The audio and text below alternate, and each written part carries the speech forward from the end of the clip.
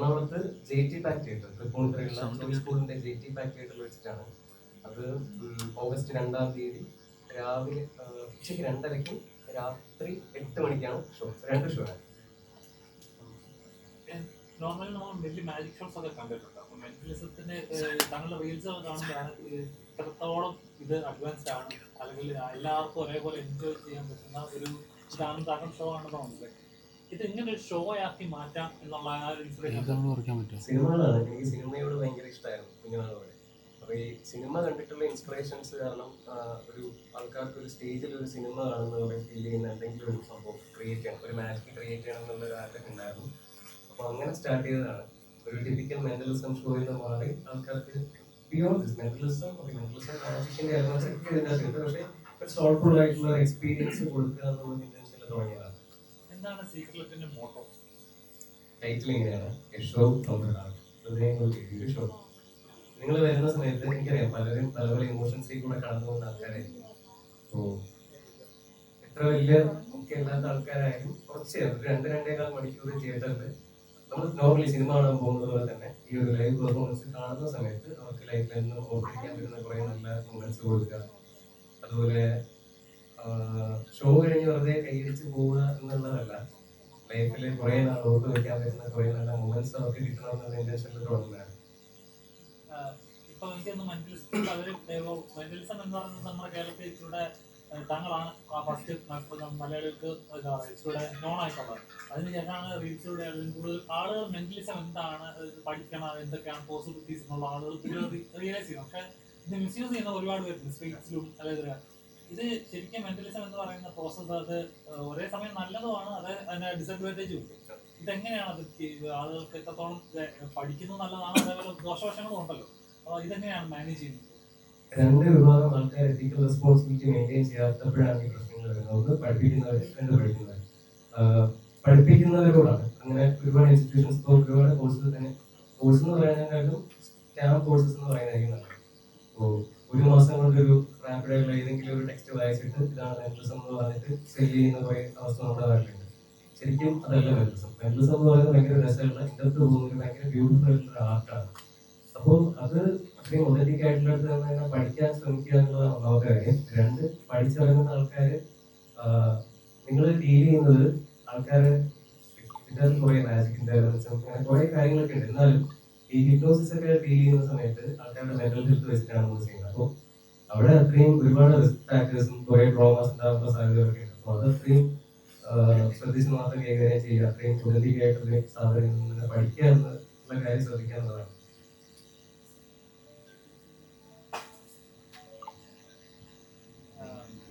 രണ്ടര മണിക്കൂറിന്റെ ഒരു ഷോ ആണെന്ന് പറഞ്ഞു. അപ്പോൾ 2.5 മണിക്കൂറിന്റെ ഒരു ഷോ എന്നുള്ളതല്ല, 2.5 മണിക്കൂറിന് വേണ്ടി എടുക്കുന്ന പ്രിപ്പറേഷൻ ചെറുതായിട്ടില്ല. ഒരു വലിയൊരു ക്രൂ തന്നെ ഉണ്ടാവണമല്ലോ. എന്തൊക്കെ പ്രിപ്പറേഷൻസ് ആണ്? തിയേറ്റർ ഷോയില് ഞങ്ങൾ നേരത്തെ കോർപ്പറേറ്റ് ഇവന്റ്സ് ചെയ്തിട്ടുണ്ടായിരുന്നു. അപ്പൊ ഇപ്പൊ തിയേറ്ററിലേക്ക് വരുന്ന സമയത്ത് എനിക്ക് തോന്നുന്നു കേരളത്തിലെ ഷോയ്ക്ക് ഇങ്ങനെ ഒരു 40+ ക്രൂ ഉണ്ട്. പ്രൊഡക്ഷൻ, മീഡിയ ക്രൂ, നമ്മുടെ ഷോയ്ക്കുള്ള ബാക്ക് സ്റ്റേജിലുള്ള കുറെ അസിസ്റ്റിംഗ് വർക്ക് ചെയ്യുന്ന ആൾക്കാർ, അങ്ങനെ ഒരു വലിയ ടീമാണ്. അപ്പോൾ നാട്ടിൽ ചെയ്യുമ്പോഴത്തേക്ക് നമുക്ക് കുറച്ചുകൂടെ കംഫർട്ടബിൾ ആണ് നമ്മുടെ ടീം എല്ലാം ഉണ്ട്. പക്ഷേ വിദേശത്ത് ചെയ്യുന്ന സമയത്ത് റീസെന്റ് നമ്മൾ ഓസ്ട്രേലിയയിലും UK ആയിരുന്നു ലാസ്റ്റ് ടൂർ കഴിഞ്ഞു. അപ്പോൾ അങ്ങോട്ട് പോകുന്ന സമയത്ത് നമുക്ക് ഇത്രയും പ്രോപ്പർട്ടീസ് ഒന്നും ചിലപ്പോൾ അങ്ങോട്ട് കഴിയാൻ പറ്റില്ല. അപ്പോൾ അങ്ങനെ വരുമ്പോൾ ചിലപ്പോൾ ചില ഡിഫിക്കൽറ്റീസ് ഉണ്ടാവാറുണ്ട്. അതുപോലെ ലിമിറ്റഡ് ആൾക്കാരെ നമുക്ക് കൊണ്ടുപോകാൻ പറ്റുള്ളൂ.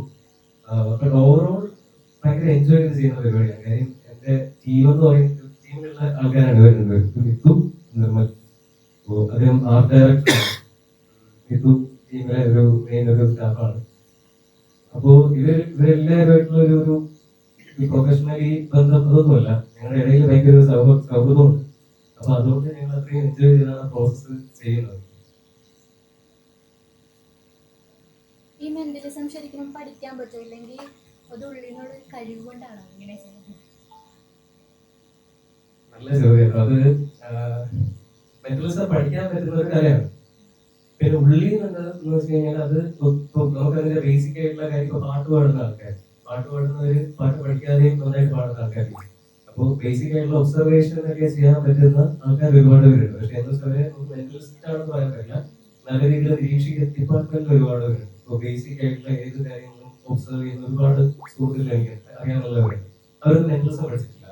പക്ഷെ ഇതൊരു കോഴ്സായിട്ട് അറ്റൻഡ് ചെയ്ത് അത് ഇനിഷ്യലി മാജിക് തന്നെ പഠിക്കണം. ഡയറക്റ്റ് പോയി മെന്റലിസം പഠിക്കുക എന്നുള്ളത് ഞാൻ ഒരിക്കലും സെർച്ച് ചെയ്യില്ല. മാജിക് ആണ് എനിക്ക് എടുത്തത്. അപ്പോൾ മാജിക് പഠിച്ചിട്ടേ മെന്റലിസത്തിലേക്ക് വരാം. അപ്പോൾ എല്ലാ കാര്യത്തിനും അതിന്റെ ഒരു സ്ട്രക്ചർ ഉണ്ടല്ലോ, അപ്പൊ അത് ഫോളോ ചെയ്യണം എന്നുള്ളതാണ്. ഈ ഫീൽഡിലോട്ട് വരാനുള്ള കാരണം ആരാണ് പ്രചോദനമായത്? അല്ലെങ്കിൽ ഒരുപാട് ഫാമിലി? പറഞ്ഞിട്ടുണ്ട് ഞാൻ.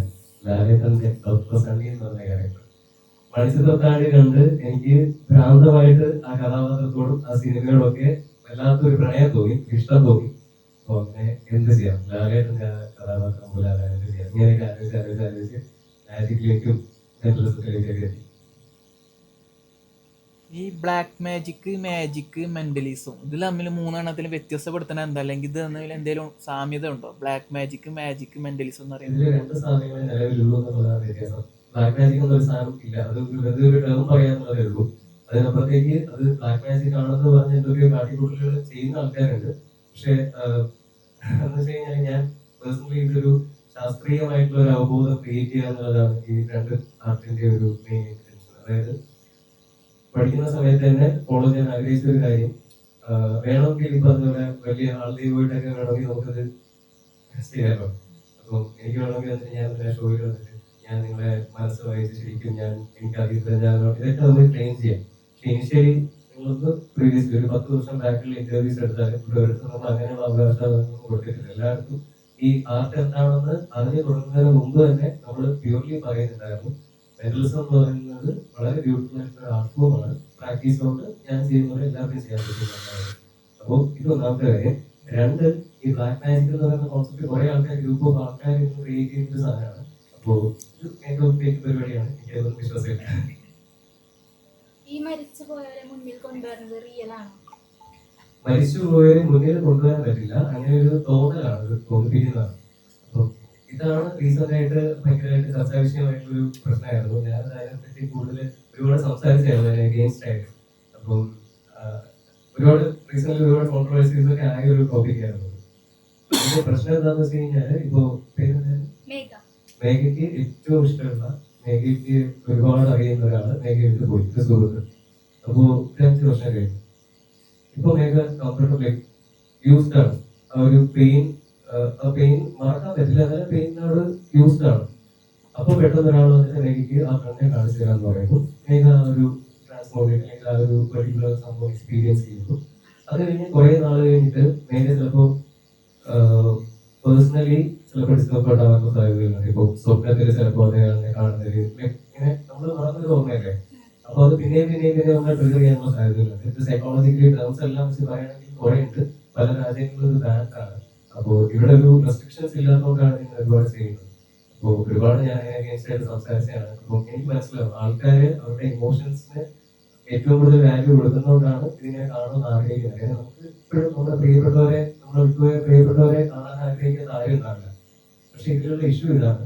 ഒന്നാമത് പ്രോപ്പറായിട്ട് പഠിച്ച ആൾക്കാരല്ല ഇത് ചെയ്യുന്നത്. പ്രൊഫഷണലി ഹിപ്നോതെറാപ്പിയൊക്കെ അക്കാഡമിക് അല്ലെങ്കിൽ പ്രൊഫഷണലി പല രാജ്യങ്ങളിൽ നിന്ന് പഠിച്ചിട്ടുള്ള ആൾക്കാർ പോലും ഇതങ്ങനെ പബ്ലിക്കിലൊന്നും അങ്ങനെ സ്ട്രീറ്റിലൊന്നും പോയി അങ്ങനെ ചെയ്യാറില്ല. അത്രയും സീരിയസ് ആയിട്ടുള്ള ഒരു ടോപ്പിക്കാണ്. രണ്ട്, ഇപ്പോ ഈ സംഭവം ഇവിടെ ഇരിക്കുന്ന നിങ്ങൾക്ക് എല്ലാവർക്കും ചെയ്യാൻ പറ്റും. ഇതിന്റെ ഒരു ടെക്സ്റ്റ് ഞാൻ തന്നു കഴിഞ്ഞിട്ട് ഒരു മാസം നിങ്ങളുടെ ഞാൻ പറയുന്നത് ടെക്സ്റ്റ് നിങ്ങൾ വായിച്ചിട്ട് വരാൻ പറയുകയാണ്.